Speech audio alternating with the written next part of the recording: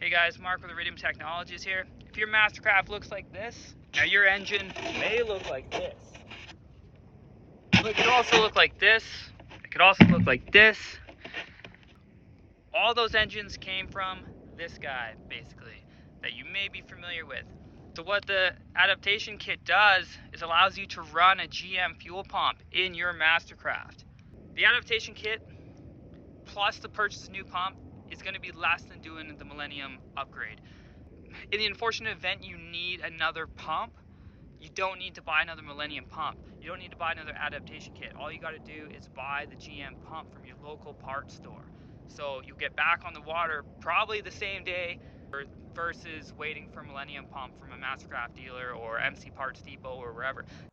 Okay, how this kit works is you have your gasket, which is very similar to the one that is used on the Carter and Millennium pumps offered from Mastercraft. This is just the Iridium Technologies version of it. It's a little bit different, but it's made from NBR, Buna N, gasket material, fuel resistant, oil resistant. And then the machined adaptation ring, that is what accepts the fuel pump itself.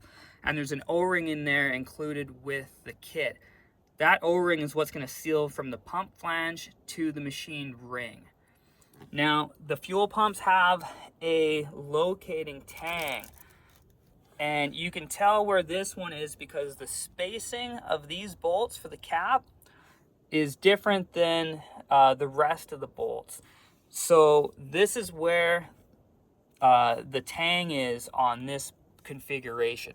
Now, when you're installing the pump, you need to make note of that because your fuel delivery line, it needs to be ran without obstruction. It can't be rubbing on anything. You have to have somewhere to clamp it. Also, your fuel vent hose, you might have to rework it. You want to make sure that this same thing not rubbing anywhere and there's no low spots in it.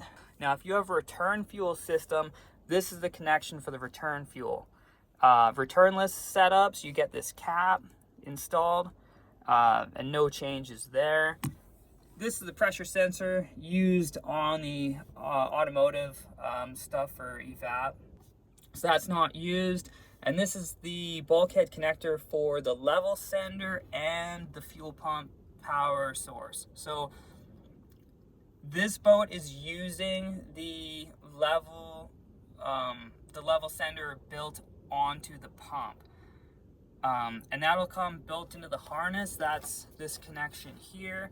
And you can see the factory failed level sender is just still in there. It's not doing anything anymore.